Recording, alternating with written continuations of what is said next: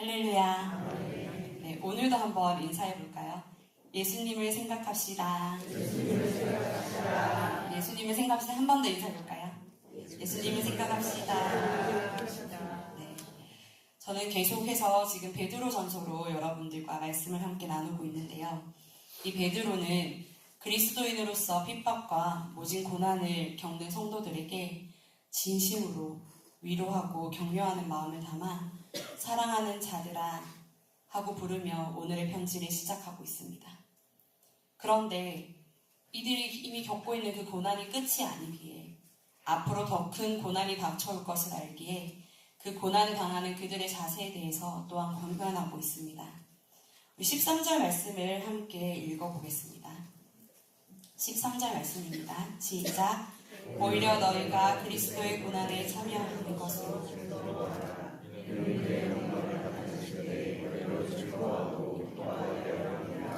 아멘.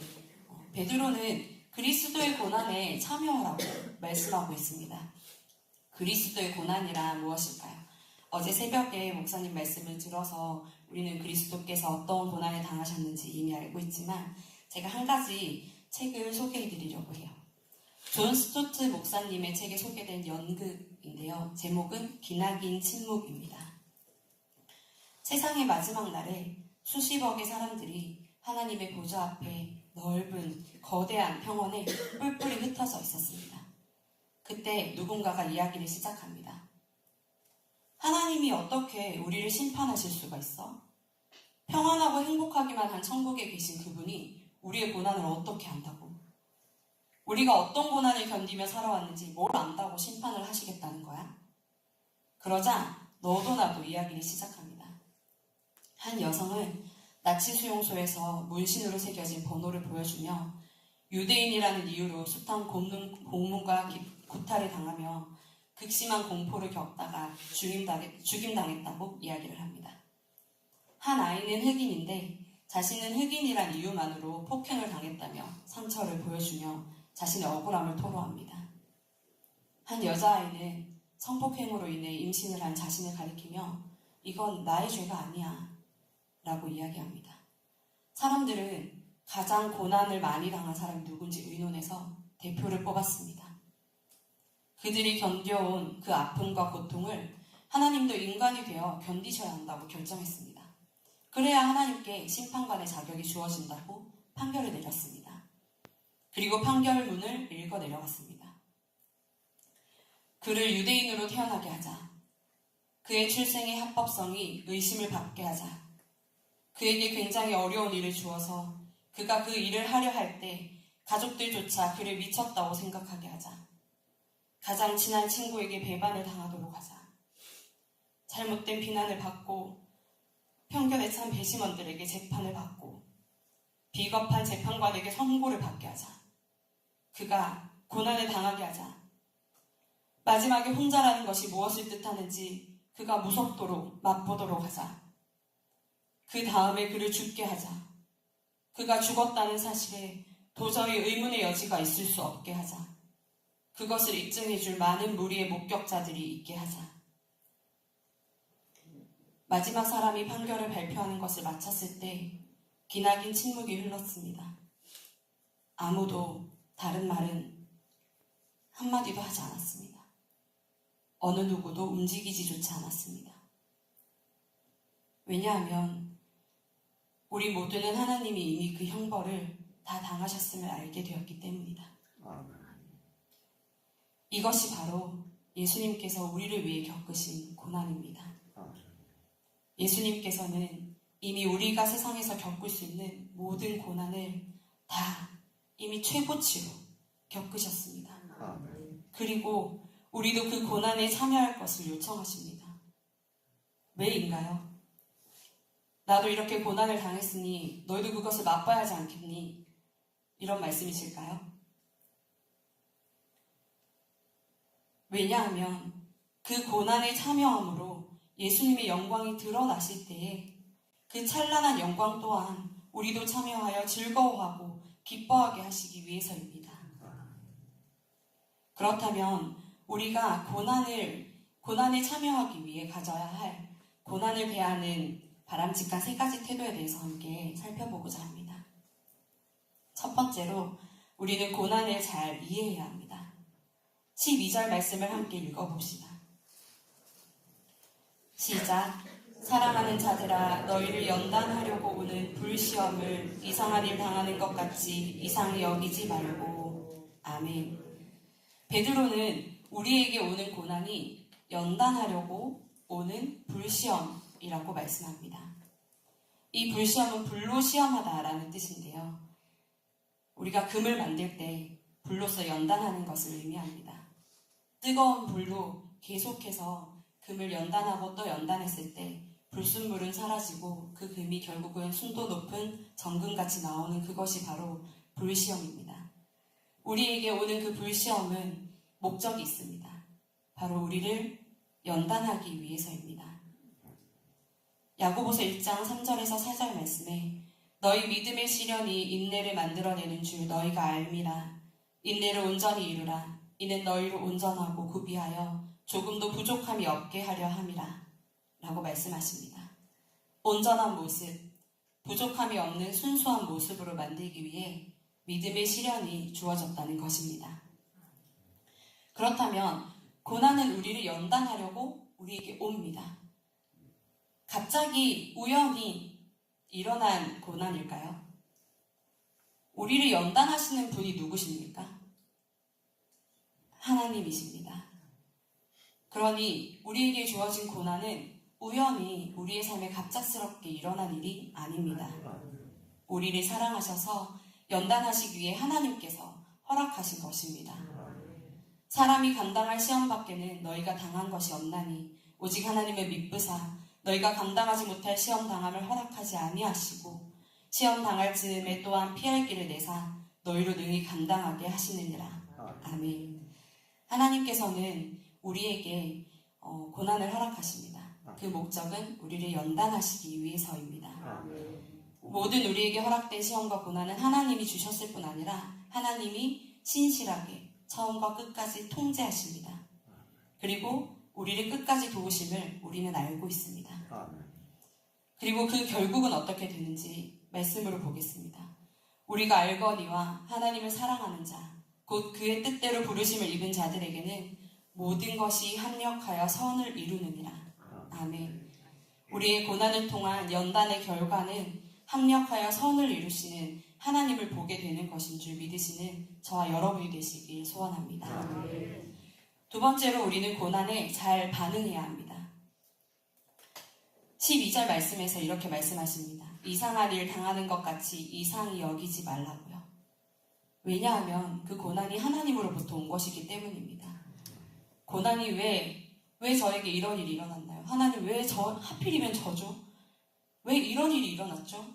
이걸 통해서 제가 도대체 뭘 하라고 이렇게 말씀하시는 거죠? 하고 이상한 일이 나의 삶에 갑자기 일어난 것처럼 여기지 말 것은 그 고난이 진심으로 하나님으로부터 온 것이기 때문입니다. 그런데 이상히 여기지 말 뿐만 아니라 오늘 본문 말씀에서 즐거워하라고 말씀하고 계십니다. 13절에 보시면 오히려 너희가 그리스도의 고난에 참여하는 것으로 즐거워하라 라고 말씀하십니다. 예수님께서는 우리를 위해서 고난을 당하셨습니다.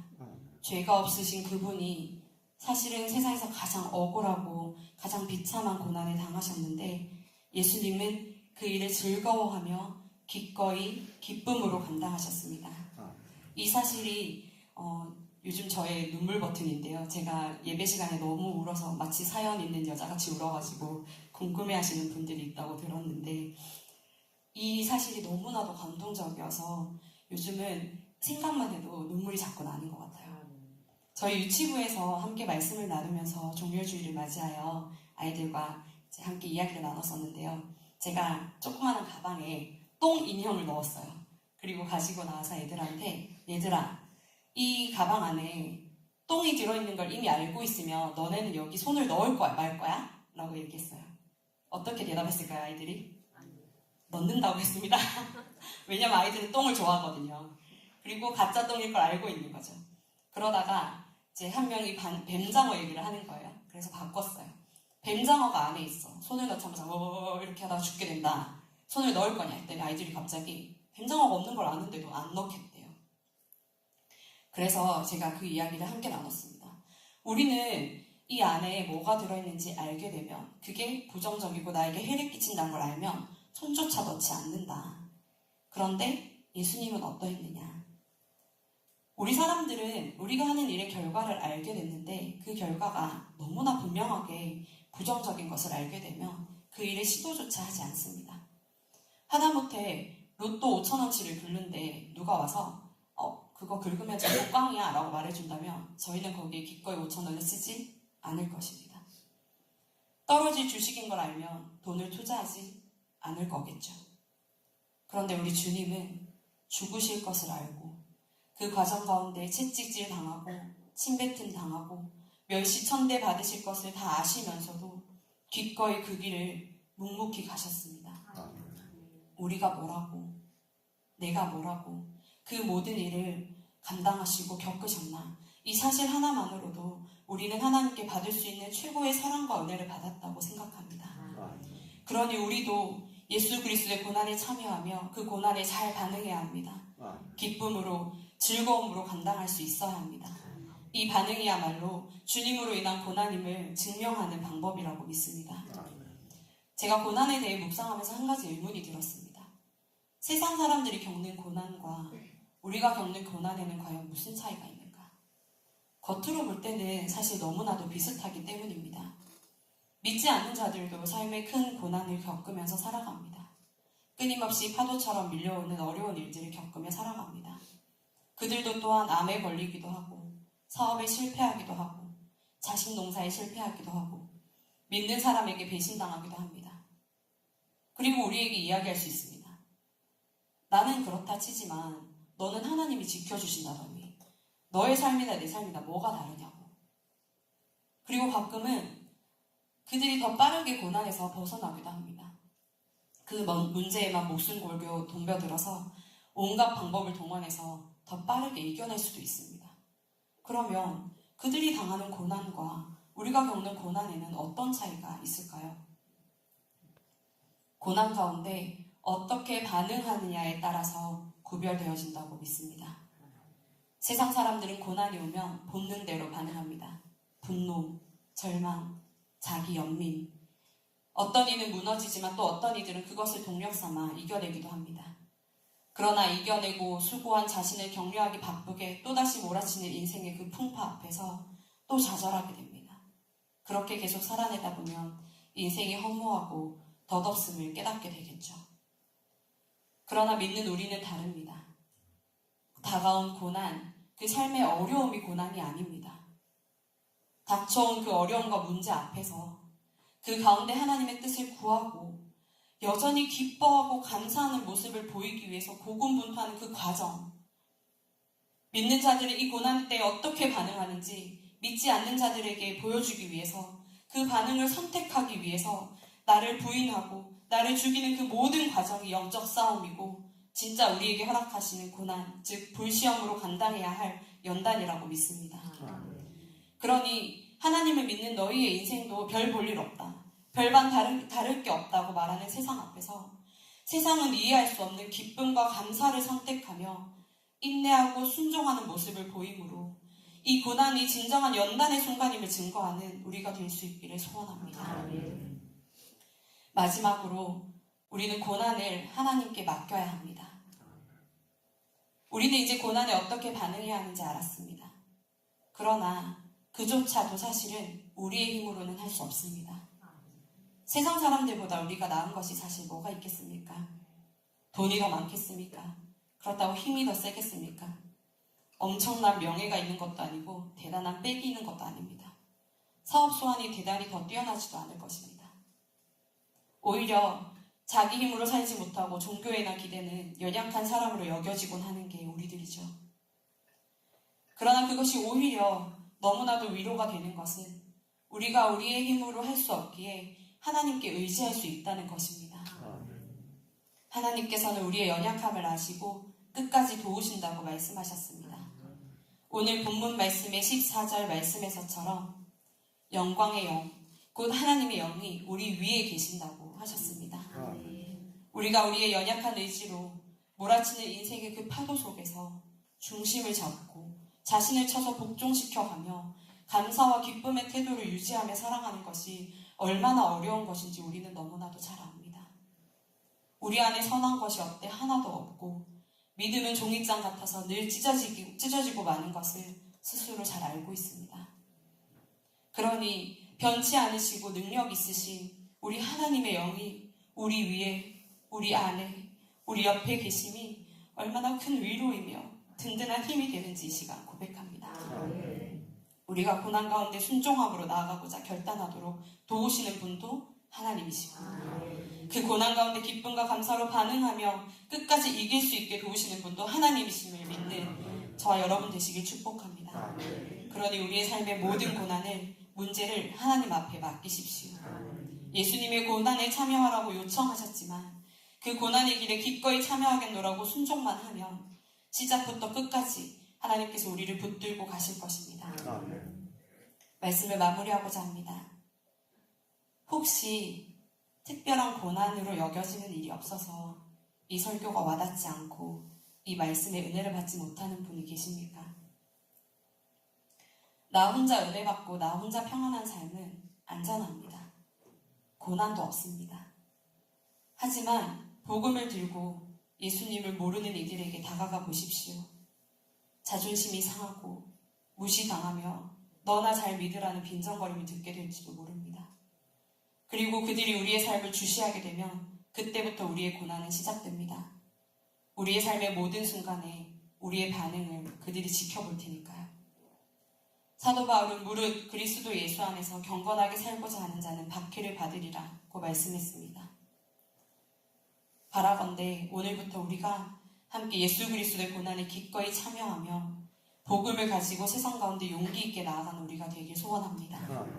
우리를 위해 모든 고난을 기꺼이 감당하신 예수님을 기억하며 기쁨과 감사로 반응하기를 맞지 않는 저와 여러분 되시기를 주님의 이름으로 축복합니다.